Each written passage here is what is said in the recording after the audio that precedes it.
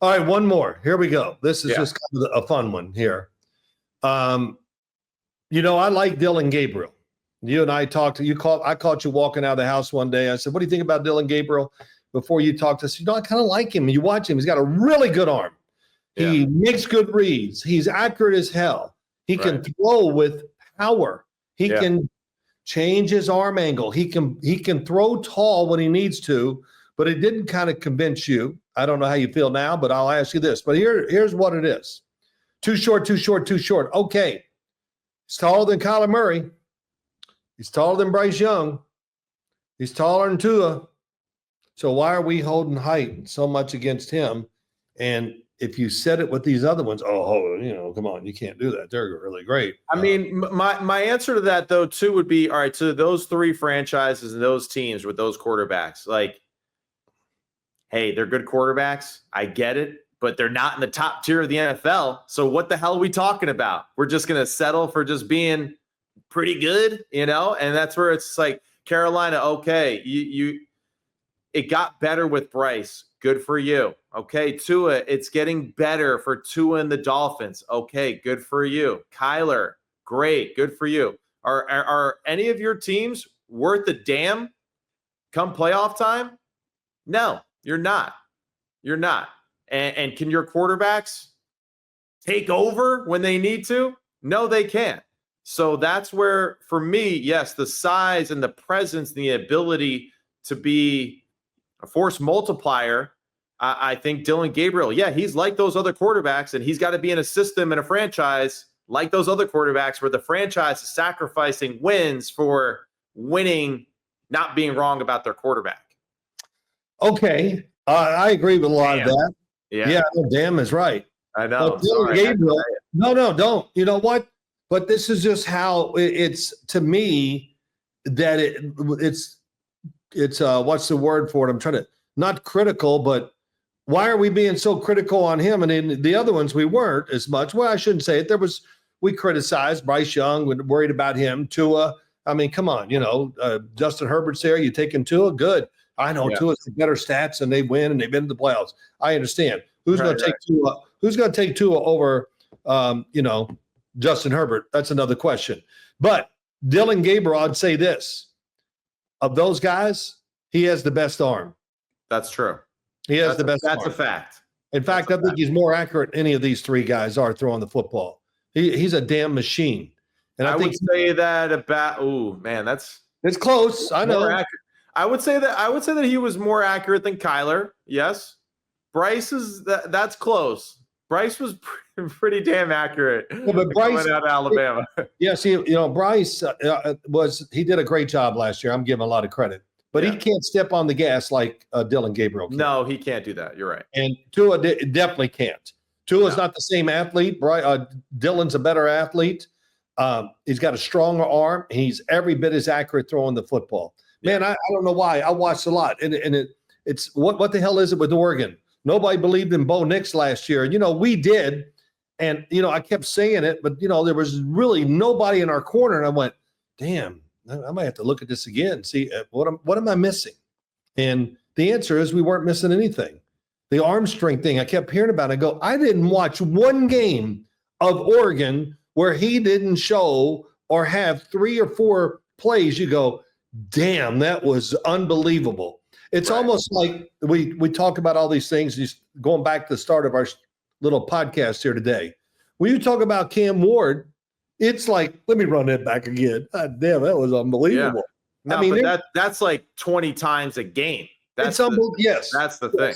So, but he has, I'm turning this all around to what I want to see as physical traits that help you. Then we'll talk about the personality, how smart you are. Can you interact with the players and, All right, but making this about Dillon Gabriel, because that's what we're talking about. Well, I had to switch. Is he? Yeah, I know, but we talked about this. Did Dillon Gabriel, is he quote unquote rising on your draft board because of the fact that you were impressed with his ability to push the football down the field a little bit more than you expected? I'm saying this about him. I want him to get a little respect. I don't expect him to go on the first. I don't expect him to go on the second. Yeah, I think he could be a 7th round draft pick. but he deserves to be drafted and given a chance. He will make a team. And we always draw comparisons. Put him in Miami as a backup. He fits that. We got lefties, so that now we don't have to turn everything around. All this stuff they talk about. Crazy, but he would be a great because he can get rid of the football fast. And as we talked to one quarterback who saw him down at the Peyton Manning camp, and I said, "What quarterback really impressed you?" And Dillon Gabriel's name came out of that first. God, he can really throw it. Yeah. And it's so, but yeah, I just took all that and kind of turned it around once to where we started from. Give me physical traits. I'd like to have 2 of them. And now let's go into all the other stuff.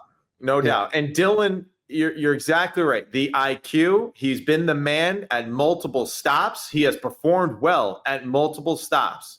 He has been the cornerstone of the franchise a few different times over, and he has lived up to expectations and has played well in big-time games when they needed him to play well. And you're right. The arm strength is legit. It's legit.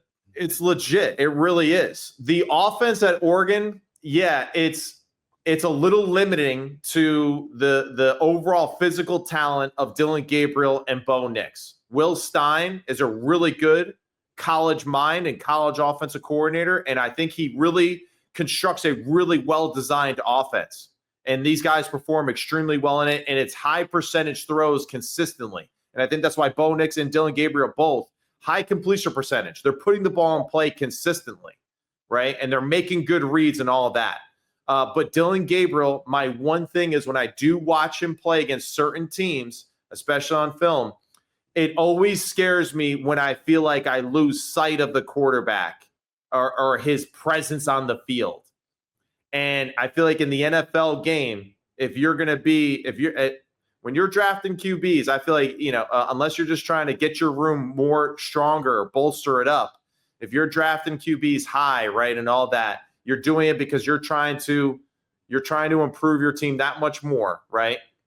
Dillon Gabriel does get lost sometimes because of his lack of physical presence on the football field. Okay. And at times, right, he does get, I think, kind of swallowed up by the pocket and all that stuff, and it does limit his ability then to be a strong arm quarterback. But he does move well, and he does have a strong arm, and he's played a lot of football, and I think he can absolutely be a really high-quality backup with the ability to find the right place, like a Brock Purdy or a Tua Tagovailoa, where in the right system, he can make big-time plays. Man, you brought it up. Would he fit San Francisco's offense? Oh, my gosh. He would be fantastic in San Francisco with them. I think he fits in all of the West Coast trees. I think he'd be great for the Rams. I think if the Rams were if he's there late, I would love it if the Rams picked him up.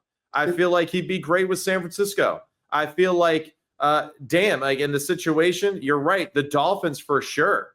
You really can't go wrong with him. I wouldn't be shocked either if Andy Reid and the Kansas City Chiefs picked him up in later rounds, because he would be the ideal Andy Reid kind of guy. Oh, that's really interesting. Never thought about it. First off, I know when you're judging him, and I do it this way. If you're talking about how he played against Ohio State, well, if you watch the first Ohio State game, which they were around him, he tore it up. He tore it up. He made and the one thing about Will Stein as a coordinator, there's a lot of this and shit, but they're taking shots too. They get the ball down the field just the way you'd want it. Yeah, we're kind of beating you a little here. No doubt. But it's very similar, though, the way that, for your example, everyone the Giants, they ran the ball. But everybody forgets that you were passing the football and as aggressive down the field passing as Dan Marino at that exact same time. But people still saw you guys as a running offense, even though you were passing for as many, or was it more yards than Dan Marino during that time? We were 1-2 a couple of years, and people would always write the 2 top passers yardage-wise in the NFL, Dan Marino, and oh my God, I can't believe it's Phil Simms. That's right. But the perception of it was, the perception of Oregon is kind of when you watch it, it's the stinking dunk kind of offense. And for the majority of it, it is that. but people definitely did not notice, Bo Nix especially, that when they did throw it down the field, damn, it was special and there was some good things to work on there.